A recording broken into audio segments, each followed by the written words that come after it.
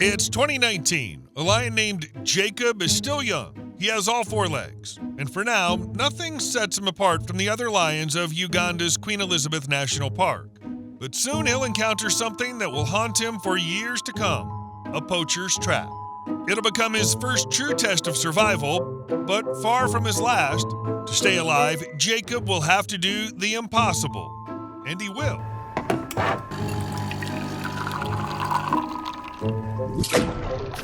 In 2019, in the Ishasha sector of the park, Jacob caught his left hind leg in a wire snare. These traps are really simple. All a poacher has to do is stretch a length of wire across a trail used by animals and wait. And the snare doesn't choose its victim. It may catch the animal it was intended for, or a predator following the same path. When an animal tries to break free, the wire tightens, cutting deeper into its flesh. In Africa, animals sometimes remain trapped in snares for so long that they die from their wounds or from infection. Others simply lose the ability to move properly and can no longer hunt or find food. Jacob was lucky. He was found soon enough. The snare had already left a deep wound in his leg, but staff from the Uganda Wildlife Authority, working alongside veterinarians and conservation groups, managed to free him and treat the injury. They were able to save the leg. For the wild lion, it was important not only because it saved him from having his leg amputated. The front legs absorb tremendous force during an attack, but the hind legs provide the power needed to accelerate and leap, and they help the lion hold down large prey. Losing one of them could have completely changed the young male's life. But in 2019, it didn't come to that. Jacob recovered and began walking normally again. The snare incident could have remained nothing more than a scar, his first dangerous encounter with humans. The problem was that the poacher's snares on his turf were still there. Less than a year later, that same left hind leg would become trapped in another one. This time, the vets wouldn't be able to save it. In March 2020, poachers poisoned 6 lions from Jacob's pride. For a small group of predators, it was a devastating loss. Several animals that had shared Jacob's turf disappeared almost all at once. Jacob was not among the dead. The thing is, there's no evidence that Jacob ate the poison, received a lethal dose, and then somehow survived it. The whole thing remains a mystery. National Geographic reports only that 6 lions from his pride were poisoned, while Jacob was left unharmed. No one knows why he escaped the poisoning. Perhaps Jacob really was tougher than the others. But for his story, this was already the second unbelievably lucky turn in a row, and he barely had time to recover before the next disaster struck. Just a few weeks later, Jacob got a completely different set of injuries. This time, humans had nothing to do with them. Another animal had gored the lion straight through with its horns. But I'm getting ahead of myself. Poaching isn't the only reason people kill lions. Very often, the conflict begins somewhere else entirely, with livestock. Lions attack farmers' animals, and the farmers kill the predators in return. Seems fair enough. In the studied section of the Great Limpopo Transfrontier Conservation Area, these conflicts are considered one of the main causes of lion deaths at the hands of humans. In most cases, the animals are poisoned. But conflicts over livestock often turn into commerce. In 48% of cases where a lion was killed in retaliation for lost livestock, its body was later cut up and stripped for parts, presumably to sell them. Some lions were killed specifically for that purpose. Targeted poaching for body parts accounted for 35% of all known cases of lions being killed by humans in the research study. Claws and teeth are especially valuable. They were the parts most often removed from dead lions and the ones most frequently found in confiscated shipments. But the market doesn't stop there. Lion parts are sold within Africa as souvenirs for tourists and at traditional medicine markets, and they're also smuggled illegally into Asia. Researchers believe the demand for lion parts is driven by several factors. In China and Vietnam, they're used to make expensive products such as lion bone wine, while other parts are used in traditional Chinese medicine. And since tiger parts are becoming increasingly difficult to obtain, lion parts are used as substitutes increasingly more often. I guess the idea is that they're both big cats, so close enough. A lion's troubles may begin with killing livestock and end with it becoming part of a multi-million-dollar illegal trade. Not exactly the kind of career progression anyone hopes for, especially after death. But I'm getting sidetracked. Let's get back to our lion. Only a few weeks had passed since the pride was poisoned. Jacob had survived, but his brief respite ended almost immediately. In April 2020, he encountered a large animal. Researchers were never able to identify his opponent with certainty.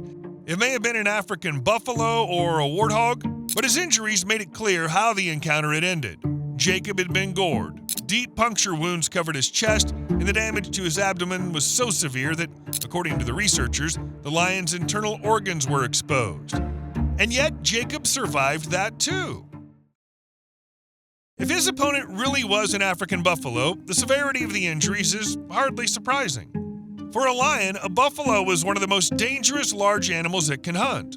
A lion may be a predator and therefore rank higher in the food chain, but an adult buffalo can weigh several times as much and is armed with 2 massive horns. The moment the attack goes off script, the roles are reversed.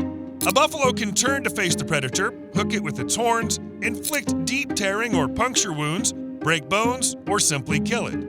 There have been encounters in which a buffalo caught an attacking lion from below and tossed it into the air. That's why hunting such prey is always dangerous for lions. Even if the predator ultimately wins, a single well-placed strike from the horns can leave it with a lifelong injury. Jacob's injuries were beginning to take their toll. In a later account, the researchers mention another detail. Jacob had lost one eye. When and under what circumstances this happened remains unknown. It's possible that he lost the eye during one of these encounters, perhaps even during the attack by the animal that gored him in the spring of 2020. But for now, the two events can't be linked with any certainty. In any case, Jacob was still only a few years old, yet the list of things he had survived already seemed extraordinary, even for a wild lion. So far, however, those experiences had left him with scars alone. Jacob was still walking on all 4 legs. Then the summer of 2020 arrived. Until then, Jacob had emerged from every ordeal with severe injuries, but in a sense, he'd also been lucky. That luck couldn't last forever. In June 2020, Jacob crossed the Ugandan border and entered the Democratic Republic of the Congo. It was there that he stepped into a steel jaw trap, a heavy device widely used in the country for the illegal hunting of large animals, including buffalo and hippopotamuses. This time, it wasn't the wire snare from which vets had rescued him the year before. The metal jaws snapped shut around his left hind leg. Jacob managed to pull himself free, but the consequences were severe. Most of the lower part of his leg was left behind in the trap. The lion was free, but now he faced something that, for a wild animal, could be even more dangerous than the amputation itself. The severe open wound would have to heal without surgery, antibiotics, or constant vet care. Meanwhile, Jacob still needed food and water, and he could now move only on 3 legs. The researchers could follow what was happening almost entirely through his tracking collar. Over the next 3 months, the signal barely moved. Jacob remained in the Democratic Republic of the Congo and, judging by the collar data, spent most of that time within the same general area. The rangers knew where the injured lion was, but they couldn't simply drive out and bring him back. They were in Uganda, while Jacob had crossed the national border. For the conservation team, he was now in another country, territory they couldn't simply enter while following a wild animal, so Jacob endured the most dangerous period with almost no human assistance.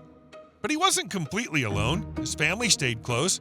His mother and siblings helped him find food and gave him the support he needed to survive, and without them, the badly injured lion would have died very quickly. While Jacob was barely able to move, he didn't have to rely entirely on his own ability to hunt. This continued for almost the entire summer. It wasn't until August that his collar finally began moving back toward Uganda. Jacob slowly crossed the border again. By the time the researchers were able to reach him, he was already a 3-legged lion. At first glance, this should have been the end of his story. For a large predator, losing a hind leg seems almost like a death sentence. A lion needs that limb to push off while running, maintain balance, and perform many of the movements required during a hunt. But by this point, Jacob had already survived the greatest dangers: the trap itself, the loss of part of his limb, and the first few months with a massive open wound. 6 months later, his condition had improved dramatically, and it became clear that losing a leg didn't necessarily mean that a lion would die soon afterward. If the wound heals successfully, a 3-legged animal can continue living in the wild. There was plenty of prey in the national park, and Jacob didn't live entirely alone. Jacob now depended on the others more than ever. They helped get him food and kept him safe as part of the group. He had to learn to walk, move through his territory, and survive on 3 legs, and he did. He didn't really have a choice. So by this point, Jacob had already survived a wire snare, the deaths of 6 lions from his pride, deep wounds inflicted by horns, and the loss of most of his hind leg in a steel trap. But even that wasn't the last serious threat he'd face. In fact, losing a leg didn't mean Jacob would never be able to hunt again, but he could no longer hunt like an ordinary lion. The biggest problem was speed. Jacob moves on 3 legs and can't accelerate normally. That meant the usual pursuit of large, fast-moving prey was now almost impossible for him. Researcher Alexander Bachkowski put it plainly, Jacob has no chance in a chase. The lions of Queen Elizabeth National Park normally hunt large, fast prey, including antelope and buffalo. Even the local lions, famous for their unusual habit of climbing trees and resting high in the branches, remain unmistakably lion-like when they hunt. Jacob had to become something different. Instead of trying to outrun his prey, he began behaving more like a leopard. Jacob started hiding in dense vegetation and allowing animals to come as close as possible. Instead of a chase he would almost certainly lose, all he needed was one quick lunge from cover. The closer he was to his prey when he struck, the less it mattered how many working legs he had left. But the changes to his hunting strategy went even further. Researchers filmed Jacob searching for animals inside their shelters and even digging prey out of burrows. In fact, he didn't merely change one technique, he transformed his entire way of finding food. He began selecting different targets, different places from which to attack, and a different striking distance. This was especially clear at night. Cameras recorded Jacob hunting enormous warthogs weighing up to 440 pounds, sometimes alongside his brother and sometimes on his own. Such prey is unusual for a lion, but what mattered to Jacob was that it could be hunted from ambush, without the need for a long chase. What's the point of trying to outrun healthy prey when you already know you'll lose? Better not to give chase at all. After all, pursuing an animal isn't the only way to hunt. His brother Tibu appears to give him all the support he can. He helps Jacob hunt and stays close to him in everyday life. For a severely injured lion, that kind of support from a relative is especially important. According to biologists, most 3-legged lions survive largely because of the help they receive from their pride. But Jacob stands out even among them. He didn't merely survive long enough for the wound to heal, nor did he become entirely dependent on the remains of other lions' kills. He continued hunting on his own, adapting his behavior to compensate for what his body could no longer do. He couldn't bring back the leg he'd lost, but he could eliminate the part of the hunt that relied on it most. And this new way of hunting proved effective enough for Jacob to remain alive in the wild years after the amputation.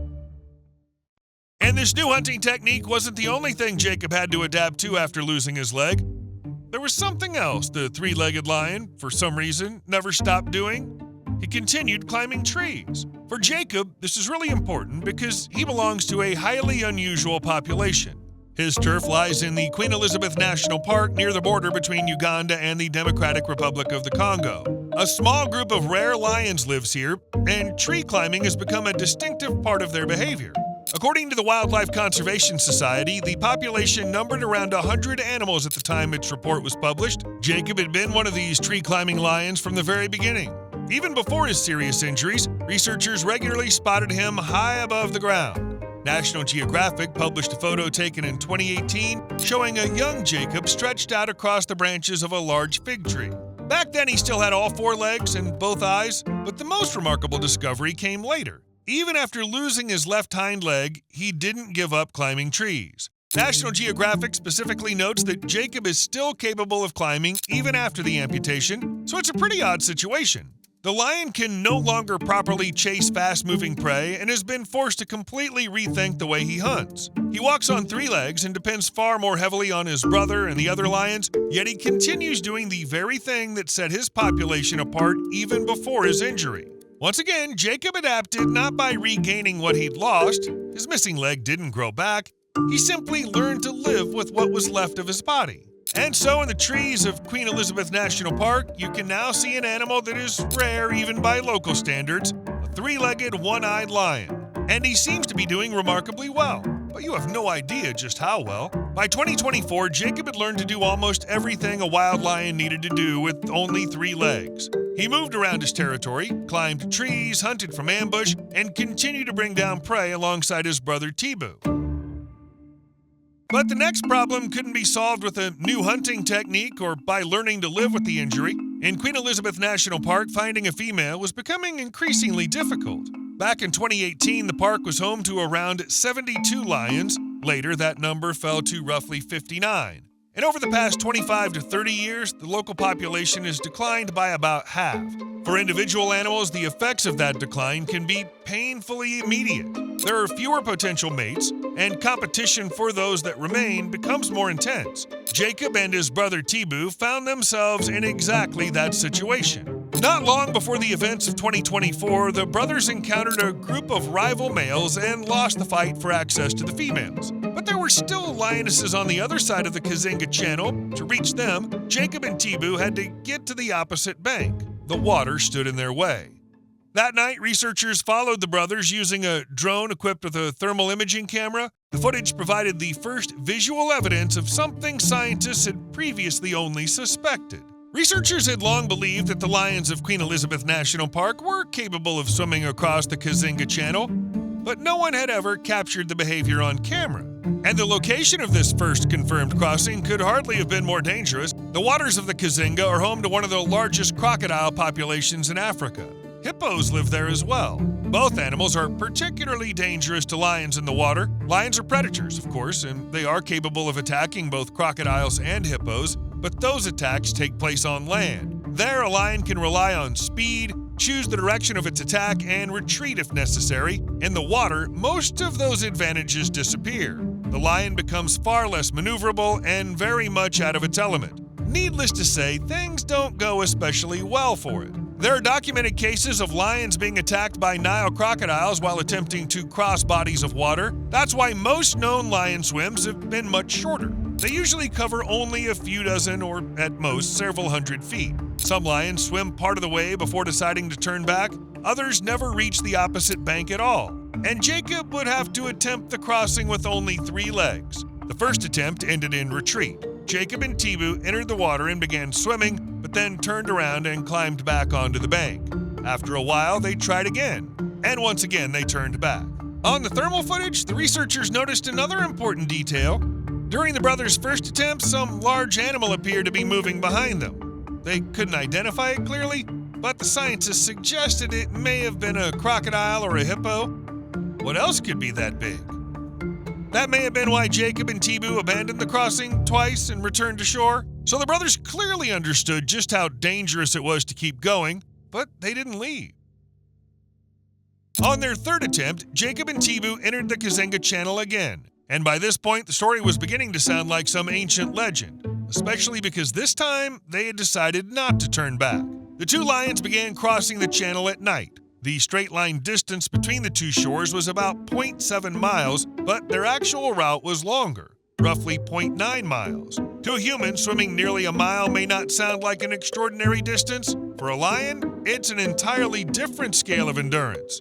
At the time, the researchers knew of no visually confirmed, uninterrupted swim by an African lion over such a distance, let alone one swimming with only 3 legs, as Jacob was. In the water, none of the strategies that had allowed him to adapt to his disability on land were of any use. He couldn't hide in the bushes and reduce a chase to a single short strike. He couldn't dig anything out of the ground. He couldn't rely on a tree. He couldn't stop halfway across the channel and simply wait it out. All he could do was keep swimming. Jacob and Tibu continued through the dark water until they finally reached the opposite shore. The crossing later earned Jacob a place in the Guinness World Records as part of the longest documented swim by lions. But the most important thing here isn't even the distance. Jacob didn't enter the water to explore new territory or because of some chance adventure. The search for females is still considered one of the main reasons the brothers attempted the crossing. And there was a route by land. A nearby bridge offered a way across the Kazinga without entering the water at all, but the bridge is heavily used by people, and researchers believe that may have been why the lions chose a different route. After all, to them, crocodiles were apparently safer than humans. Once again, Jacob found himself facing a choice with almost no safe option. His entire life had been made up of choices like this. Years ago, a human left a wire snare in his territory. Later, poachers poisoned other members of his pride but failed to kill Jacob. Another trap took most of his hind leg. After that, Jacob had to adapt to a whole new way of moving and hunting. And now, circumstances had forced him to search for females on the far side of the Kazinga. the three-legged lion chose the water. Jacob's story eventually became so extraordinary that a full-length documentary, 9 Lives, is now being made about him. Biologist Alexander Bachkowski and his team have been following the lion since 2017, and the film is currently in the final stages of production. Jacob, meanwhile, continues to live. He was born around 2014, which means he's now about 12 years old, an impressive age for a wild male lion, especially for a lion that should have died several times over, years ago. Perhaps there's only one question left to ask. Jacob has survived an extraordinary number of trials, but how much longer can a lion hold on when he refuses to surrender his last life? See you later.